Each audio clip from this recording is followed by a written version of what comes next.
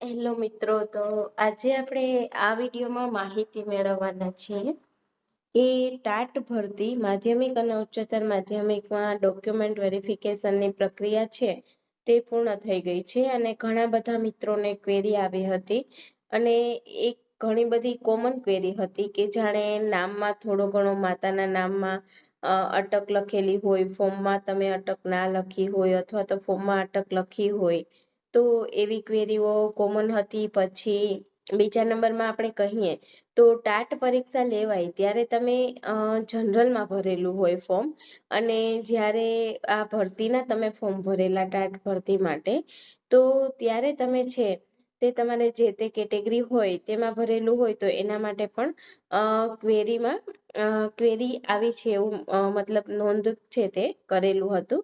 પરંતુ મિત્રો, કોઈ પણ મોટી ક્વેરી હોય કે તમે ડોક્યુમેન્ટ છે તે ખોટા દસ્તાવેજો છે તે રજૂ કરેલા હોય તો જ ક્વેરી છે તે ખરેખર ક્વેરીમાં જતું હોય છે. બાકી તે જે થોડી ઘણી તમારા ડોક્યુમેન્ટ ઓરિજિનલ ના હોય અથવા તો કોઈ પણ નામમાં ચેન્જીસ હોય, તો એવી ક્વેરી છે તે જિલ્લા કક્ષાએ થી જાય તો રાજ્ય કક્ષાએ ભરતી સમિતિ દ્વારા તેનું નિવારણ છે તે કરવામાં આવતું હોય છે. પરંતુ જો મોટી કોઈ ભૂલચૂક હોય તો જ વધારે તેઓ ક્વેરીમાં ફોર્મ નાખતા હોય છે, જેમાં ફોર્મ છે તે રદ થતું નથી, પરંતુ તેનું સોલ્યુશન લાવવા માટે તમને સમય પણ આપવામાં આવતો હોય છે. 2 થી 3 દિવસની અંદર તમારે વાંધા અરજી કરવાની હોય છે, એટલે જે તે પ્રોબ્લેમ હોય તેનું સોલ્યુશન આવી શકે.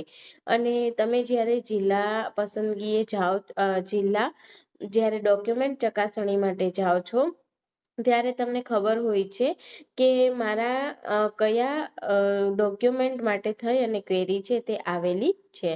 તો આવી રીતે મિત્રો ત્યાં ભરતી સમિતિ દ્વારા પોઝિટિવ રિસ્પોન્સ આપવામાં આવતો હોય છે. પરંતુ જ્યારે કોઈ મોટી ભૂલચૂક એમ જણાય તો તેઓને સમય આપવામાં આવતો હોય છે.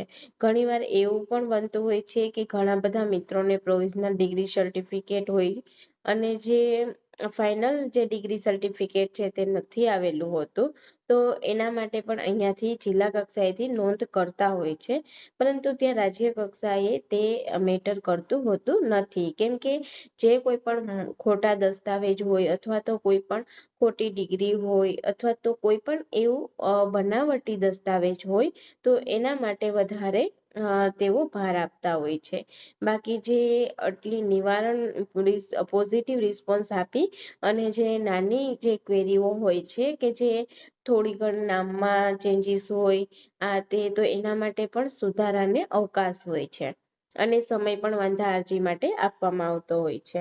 અને વિદ્યા સહાયક ભરતીમાં આપણે જાણીએ છીએ કે 1600 જેટલી જગ્યાઓ છે જેમાં કટોતી એટલે આપણે કહી શકીએ કે કટ કરવામાં આવી છે.